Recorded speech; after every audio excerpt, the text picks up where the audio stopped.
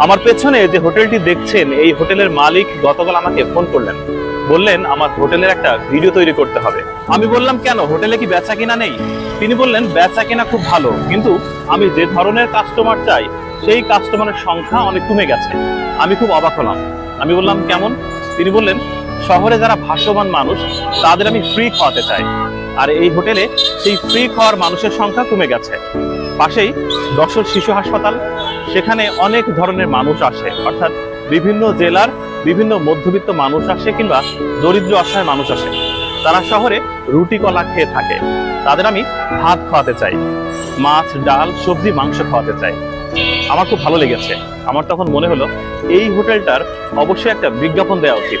হোটেলটির অবস্থান হচ্ছে Jessore new market, একদম খাজুরা স্ট্যান্ড এবং যশোর শিশু হাসপাতালের ঠিক অপোজিটে।